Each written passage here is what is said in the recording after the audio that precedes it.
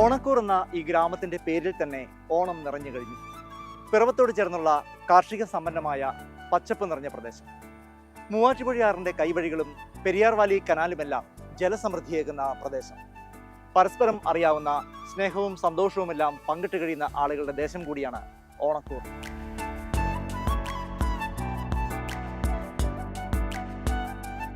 ഓണക്കൂർ എന്ന പ്രദേശം കാർഷിക മേഖലയ്ക്ക് മുഖ്യമായ ഒരു പ്രാധാന്യം നൽകുന്ന ഒരു മേഖലയാണ്. ഇവിടുത്തെ ഉൽപ്പന്നങ്ങൾ പുറത്ത് വിദേശത്തേക്ക് പോലും കയറ്റി അയക്കുന്ന ഒരു പ്രദേശമാണ്. ശരിക്കും ഓണംകുറ്റിച്ചിറ എന്നാണ് ഇത് അറിയപ്പെട്ടിരുന്നത്. അതങ്ങനെ ഓണക്കൂറിലേക്ക് എന്ന നാമധേയത്തിലേക്ക് വന്നതാണ് ഓണക്കൂർ.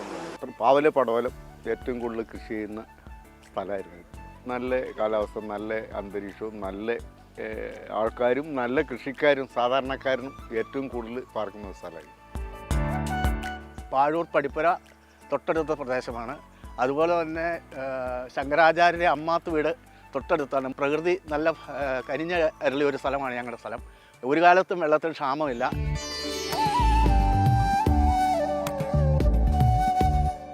ഓണക്കൂർ ദേവീക്ഷേത്രം ഉൾപ്പെടെയുള്ള ക്ഷേത്രങ്ങളും പള്ളികളുമൊക്കെ ഈ നാടിന്റെ ഐശ്വര്യവും വിലാസവുമാണെന്ന് ഓണക്കൂറുകാർ പറയും.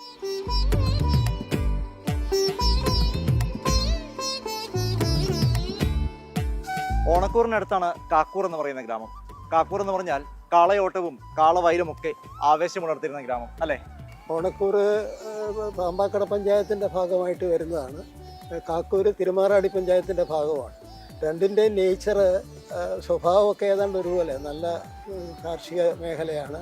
രണ്ടിടത്തും നല്ല ഈ കൃഷിയോട് താല്പര്യമുള്ള ആളുകൾ, പരമ്പരാഗതമായ കൃഷി ഇപ്പോഴും തുടരുന്ന ഒരു സ്ഥലമാണ്. തനി ഗ്രാമീണ അന്തരീക്ഷം കാണുന്നതിന് വേണ്ടിയിട്ട് എന്നാൽ ഡെവലപ്ഡ് ആയിട്ടുള്ള പ്രദേശങ്ങളും സൈമൾട്ടേനിയസ് ആയിട്ട് ഇത് രണ്ടും കാണാൻ കഴിയുന്ന ഒരു പ്രദേശമാണ് കാക്കൂരും ഓണക്കൂറും ഒക്കെ.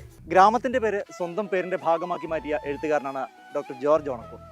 ഓണക്കൂറിനെ അടുത്തറിയുന്ന മറ്റൊരു എഴുത്തുകാരൻ കൂടി തൊട്ടപ്പുറത്ത് താമസിക്കുന്നുണ്ട്.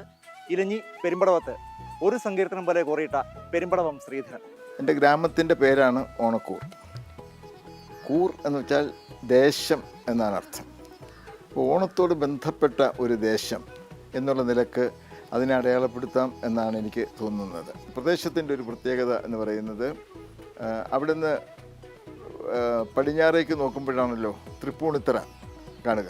തൃപ്പൂണിത്തറയിൽ ആണ് അത്തച്ചമയം നടക്കുന്നത്.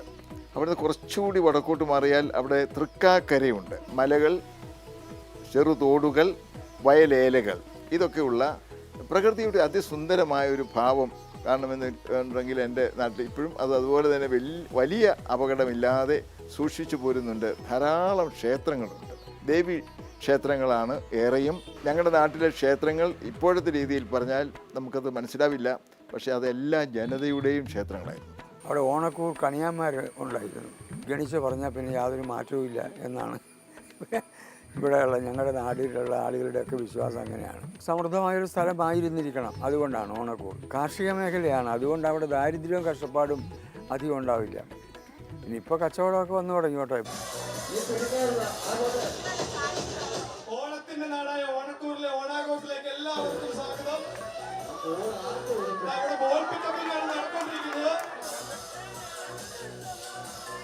അപ്പൊ ഇതൊക്കെയാണ് പേരിൽ തന്നെ ഓണമുള്ള നാടായ ഓണക്കൂറിന്റെ ഓണവിശേഷങ്ങൾ. ഇതാ ഓണക്കൂറിൽ ഓണാഘോഷ പരിപാടികൾ പൊടിപൊടിക്കുകയാണ്.